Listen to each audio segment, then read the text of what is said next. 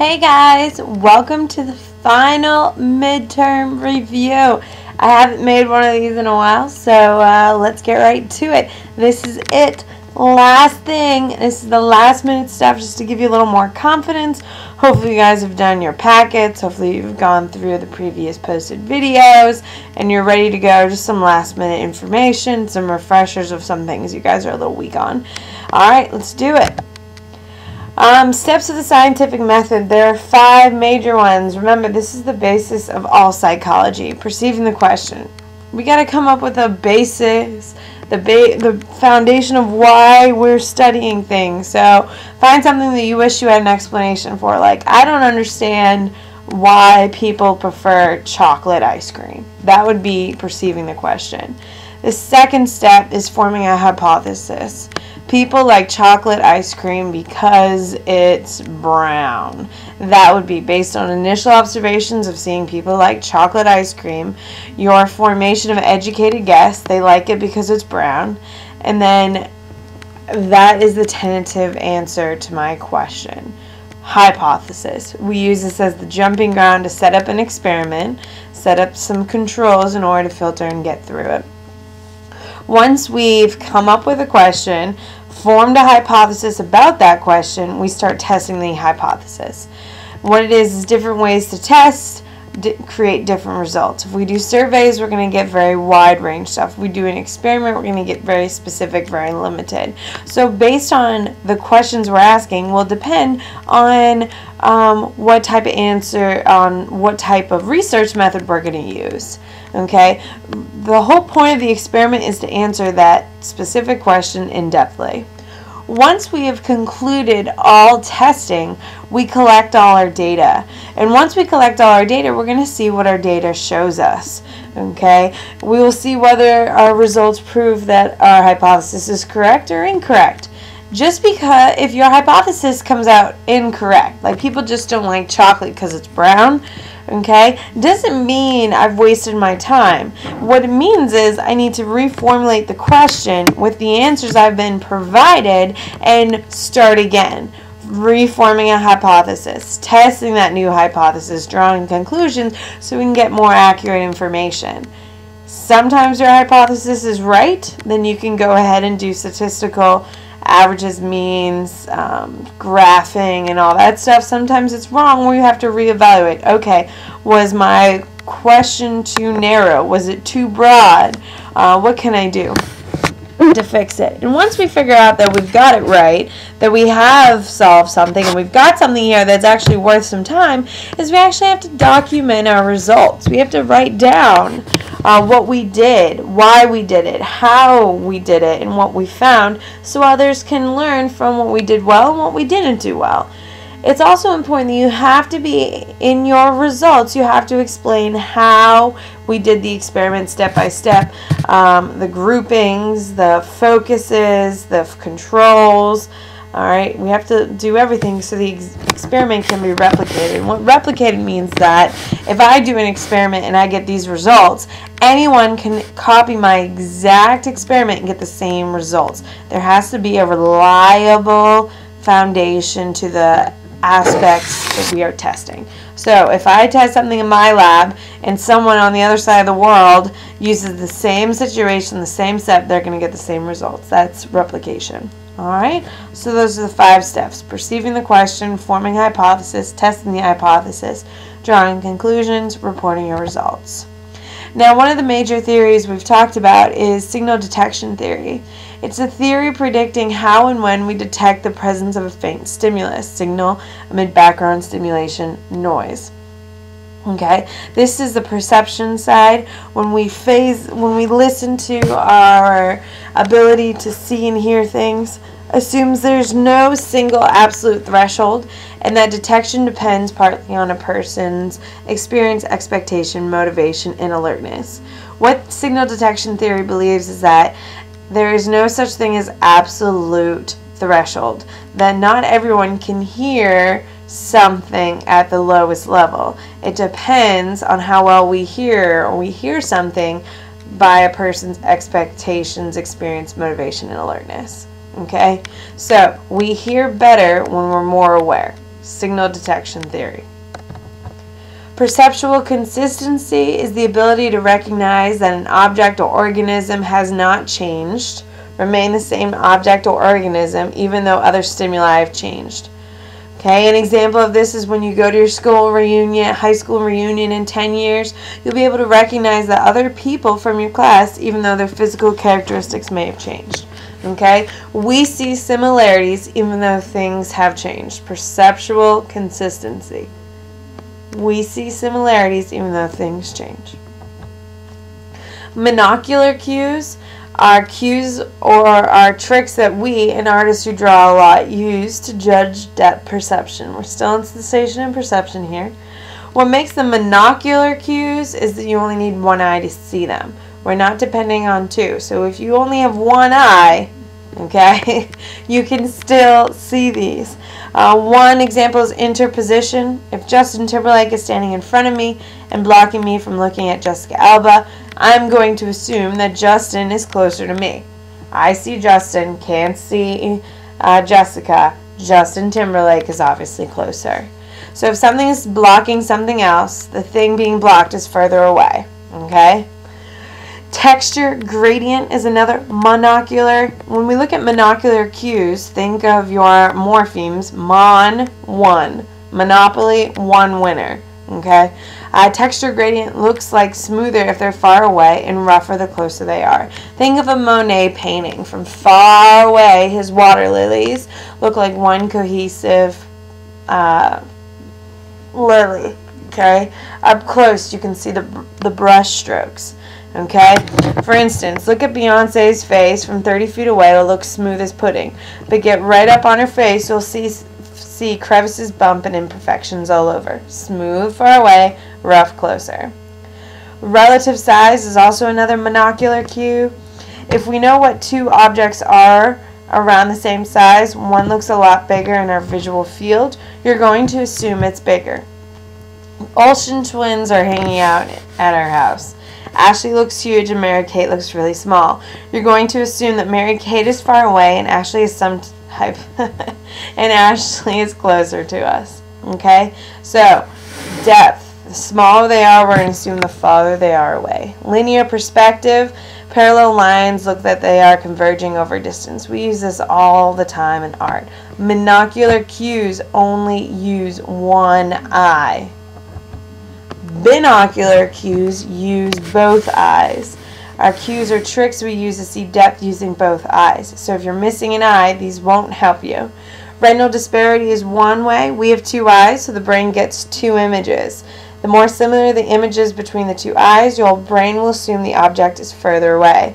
The more of a difference the object are, your brain will assume the object is closer. So, the more similar, the further they're away. Remember, the further you're away, the harder it is to see detail. The closer you are, the more detail we see. So we're going to assume the more of a difference is going to cause, we're going to see the object is closer. Convergence. As an object becomes closer to us, our eye muscles must strain to stay focused on the object. The brain receives feedback from the muscles controlling eye movements, and you know that the more the eye moves in, the harder it is to focus. So once things get too close to us, our eyes can't really tell anymore. That's what convergence is. We did this in class when I had you stick your finger, to the, in between their eyebrows, your buddy's eyebrows, and watching your fingers kind of converge. That's convergence. Learning versus instinct. Learning, obviously we're in the learning chapter now, process by which humans and animals acquire behavior patterns, experience or practice results in a relatively permanent change to behavior or potential behavior more broad than studying. So what we mean is learning is how we acquire behavior patterns. We try to pick these up whether we're trying or not. We're being taught it at different times. Okay, it's relatively change of behavior. Instinct is innate. We're born with it. No one teaches us, we naturally have it. Okay, and this determines behavior. Learning is we start picking things up and we get pushed into changing our behavior. Instinct, we're born with it. We just have it. Learning is something we do as we're alive. Instinct, we're born with it. It's instilled in us before we're even born. A token economy is an operant conditioning procedure in which people earn a token of some sort for exhibiting a desired behavior and can later exchange the tokens for various privileges or treats. Say, for instance, Miss Reeves had, Miss Reeves bucks. Every time you did something good, I gave you $1 of Miss Reeves bucks, and at the end of the semester, you could take your bucks and go to a treasure chest and buy whatever item you wanted. That would be a token economy. I am motivating you positively by giving you money and taking money away when you do something negative. Okay, token economy. Cognitive maps, we're moving into the intellectual aspect, is a mental representation of the layout of the room or environment and its various features. So, for instance, say I said to you, we're going to pretend like you're in my room. All of a sudden, you're sitting in rows, you're looking to the front of the room, you're going to see that Miss Reeves' desk is on the right, that the exit to the classroom's on the left. Behind you, there's going to be 2 small windows in the left and right hand corner and a big wide open wall. You're going to see Ferris Bueller to your left on the wall. You're going to see my whiteboard on the right on the wall. If you're seeing this visually with me in your head, you're creating a cognitive map with me. Okay, it's a mental representation of the layout of my room. That's what a cognitive map is. It's helped to use in problem solving. So say, for instance, alright, we're in my room. All of a sudden, the fire alarm goes off. We go out the front door. Both exits are blocked. How are we going to get out? Stop. And you're going to think of my cognitive map of the haunted hallway, and you're going to figure a way out. Cognitive map. Priming. Okay, we're back. We often use a process called priming, the activation of associations in our memory to help us retrieve information. So say, for instance, I tell you I want to know the definition of explain what an ostrich is to me. You're going to start with, it's a bird. What? It's like a bird, like a like a robin, like a cardinal, like a, osprey. You're going to start making other connections to other types of birds to help me start making those connections. Okay? So, when I say ostrich, you're going to think of a tall bird. Okay? The priming effect occurs when people respond faster or better to an item if similar items precede it. So say, for instance, whenever you someone doesn't remember someone's face, you're like, oh, okay, it looks like this, and this, and you come up with this long list about this one person. That's kind of priming. You're trying to trigger their memory by having lots of other explanations. For the most part, priming effect is considered involuntary, is most likely an unconscious phenomenon. We do it all the time without thinking. We try to make those connections for ourselves and for others. So priming is making associations in our memory. Mood-memory congruent is actually pretty fascinating, and it's one of the things that I find really interesting about psychology. It's the tendency to recall experiences that are consistent with one's current good or bad mood. Have you ever noticed when you're in a bad mood, it's like everything around you just is a disaster as well? I don't know about you guys, when I'm having a bad day, it's like the world knows I'm having a bad day and just kind of throws it at me. Well, that's what mood memory congruent is that I only focus on experiences that match my mood. Like, I can watch a little kid save a puppy, and I'm not going to remember it, but I'm going to remember watching some kid get kicked. If I'm in a bad mood, I'm not going to remember the positive and just remember the negative. Mood memory congruent. I want to only remember things that prove my mood's correct. Now, Satcher's 7 Sins of Memory. Obviously, we're in the memory section. According to Daniel Satcher, one of our memory problems arise from the 7 sins of memory. There are 3 sins of forgetting: transience, absent-mindedness, and blocking. 3 sins of distortion, misattribution, suggestibility, and bias, and 1 sin of intrusion, which is persistence. So let me explain what each of these are. Transience, it's when our memories become weak over time. Herman Abangus, okay, he learned a list of nonsense syllables and tried to remember them over time. Okay, soon as he stopped trying to remember them, his memory forgot very quickly. Abangus came up with a forgetting curve over 30 days, initially rapid, then levels off with time. So immediately he forgets a lot of words, and then eventually he can maintain about half the list. Okay, like a quarter of the list. So transience, memories weaken over time. Okay, just like apparently after birth, you give birth to a child, you forget how painful it was. Memories weaken over time. I don't know if that's true or not. Alright, so a conclusion: for relatively meaningless material, there's a rapid initial loss of memory followed by a declining rate of loss. So if you learn something that doesn't mean anything to you and you don't rehearse it, you're going to forget it very quickly, immediately, and you'll only retain some of it. Let's call that vocab quizzes, people. However, some memories don't follow the classic forgetting curve, like riding a bike indicates that motor skill memories are usually retained for a longer time. So think transience, think vocab quizzes. You guys remember them. Then if I ask you do the vocab quiz again after we take it 10 minutes later, most of you are going to forget quickly. Second one is absent-mindedness or lapse of attention, forgetting as encoding failure, which means that you didn't take the time to truly encode it right, so you can't recall it. Information never enters the memory system. Like, for instance, I've said multiple times this year, you need to remember this, and some of you have just stared at me blankly and didn't do anything. You got the information, you just didn't encode it right.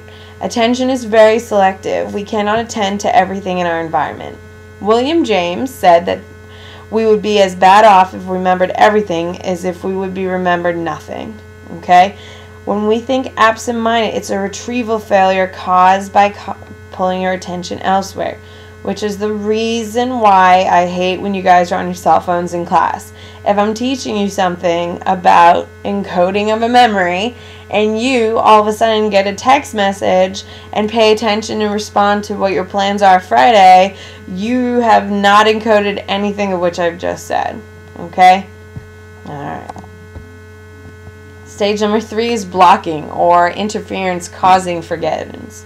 Proactive, retroactive, and serial position. And what it means is you can retain the first and the last parts of a poem or a memory, are easier to remember, more likely to remember the names of the people you met first and last than those people in between. Okay? Proactive means you can remember everything before, but you can't remember anything after. Retroactive, you can't remember anything before, but you can remember things after. Okay? Blocking, interference still. Learning some items may disrupt retrieval of other information. So we're making things more complicated. Like, for instance, by doing your math homework last night, you're making it harder to recall your psychology homework, which you did before your math homework. Proactive is forward acting, disruptive effect on prior learning.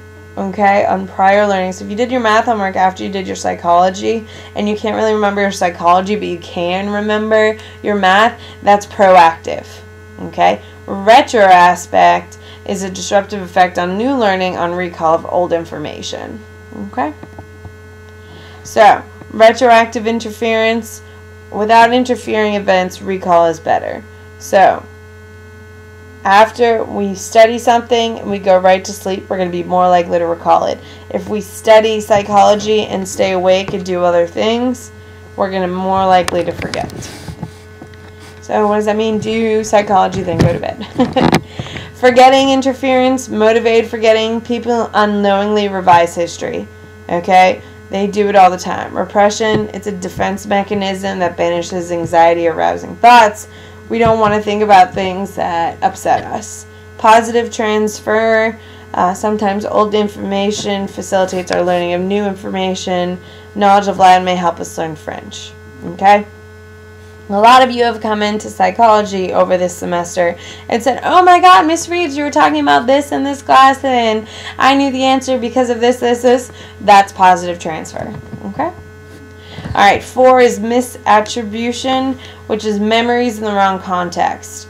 Sometimes memories are retrievable but are associated with the wrong item, time, place, or person. Like, for instance, in world history, I have a lot of people who can tell me the names of people, but they put them in the wrong sections.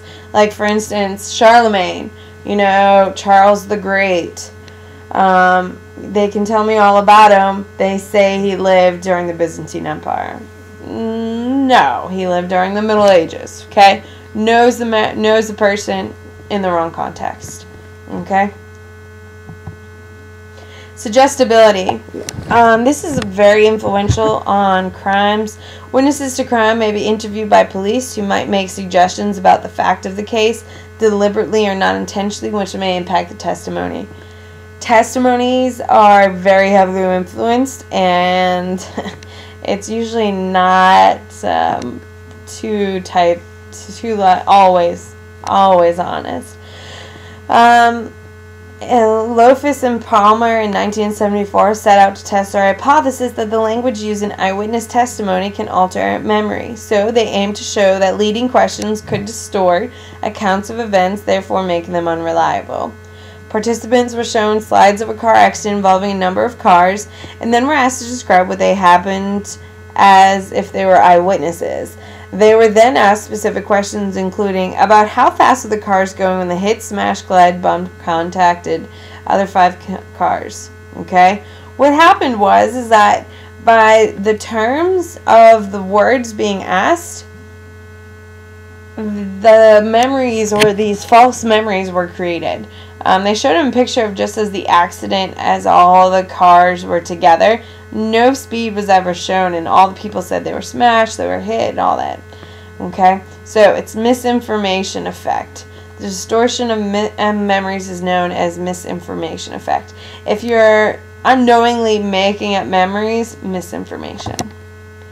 Suggestibility, okay? He did research on fabricated memories, contacted parents of college students, and gained true information of childhood events, which students were asked to recall. Okay, false but plausible events is the misinformation. Alright. People fill memory gaps with plausible guesses and assumptions. Okay, memories of abuse, repressed, or constructed.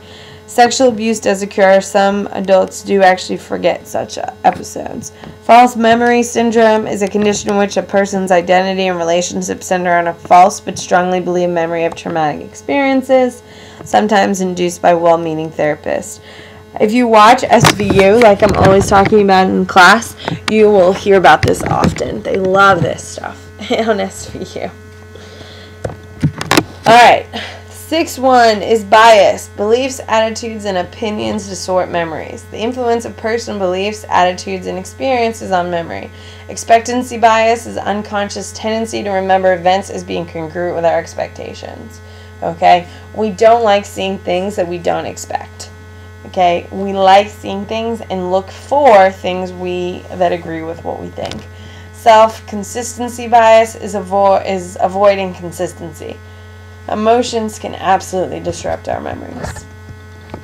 Persistence. We when we can't forget. Sometimes memory works all too well. Intense negative emotions are involved. Intrusive recollections of unpleasant events lie at the heart of several psychological disorders. Okay? You guys are in high school now. You probably found out by now it's not that awesome. There's some really hard parts to it. There's some really great parts too. But at the end of the day, you're going to remember your high school experience, and to a degree, it is going to define you to a bit. Even if you were, the most popular person in school, how you feel about that after you leave high school, you're going to still feel, oh my God, I was the most popular person. I don't understand why I'm not that popular now, all that stuff, So, interesting. Multiple intelligences. Gardner's multiple intelligences. Okay. His work has been marked by a desire not to just describe the world, but to help create the conditions to change it. Okay, he formulated a list of 7 and added 2 more later. Linguistic intelligence is sensitivity to spoken and written language, writers, poets, lawyers, and speakers. High linguistic intelligence. Oprah Winfrey would be an example. Logical and mathematical intelligence consists of capacity to analyze problems logically, carry out mathematical operations. Okay, scientific and mathematical thinking. Big bang, people. Musical intelligence includes skill in the performance, composition, appreciation of musical patterns. Any musician who actually writes their own music, who actually has any skills, let's say Alicia Keys. It's the only one coming to mind. Spatial intelligence involves the potential to recognize and use patterns of wide spaces and more confined areas. We'll call them interior designers or architects would be a great example of them. Bodily kinesthetic intelligence entails the potential of using one's whole body or parts of the body to solve problems. Okay, dancers, very heavily into that. Interpersonal intelligence is concerned with the capacity to understand intentions, motivations, and desires. Educators, salespeople, religious and political leaders, counselors. Okay, entails the capacity to understand oneself, to appreciate one's feelings. Inter, amongst people. Internal. Naturalist intelligence enables human beings to recognize, categorize, and draw upon certain features in the environment. Okay, these are people who are very heavily into the environment. Existential intelligence, a concern with ultimate issues. Okay, he's the one who is really big issues of moral intelligence. Okay. Content validity, we're getting into testing, is a property exhibited by a test in which each term is representative of the body of knowledge about the subject the test covers. Content validity, making sure the test is actually testing what it's supposed to. So if I'm giving you a test on intelligence, it makes no sense why I would have biology on there. If I'm testing intelligence, I want to see only things about the intelligence chapter, not about the biology chapter of our textbook. Item analysis is the process of examining each question on a test to see how it relates to the objectives being tested. Okay? Teachers are supposed to do this with every single test, making sure that the objectives we're trying to teach are being assessed. Objective tests are tests that can be scored easily by machines, such as a multiple choice test. Your midterm is an objective test. The test you take every single week is an objective test. For the most part, AP exam is an objective test. The 100 multiple choice questions are objective. The 2 FRQs are subjective. Now, what's a subjective test? Test in which individuals are given an ambiguous figure or an open-ended situation and asked to describe what they see or finish the story. So say, for instance, I ask you a question of how would you create an experimental control for this experiment, and you wrote out how you would do the experiment and the controls. That's a subjective test. But if I came out with a whole scenario and had you tell me which is a control out of multiple choice, that's an objective. Objective, multiple choice, subjective, fill in the blank, essay, and all that stuff. Alright, that's my quick end review. That's it. I have nothing else for you. We have worked so hard all year. And I'm so proud of what we've done in this first semester. I'm genuinely excited to see what your scores are. I know we're going to do great, but more importantly, we're going to keep pushing for the AP exam. Have faith in yourself. Continue to study. Get some sleep this week and eat healthy. Alright. Good luck. Have a great week. Go midterms. Woo!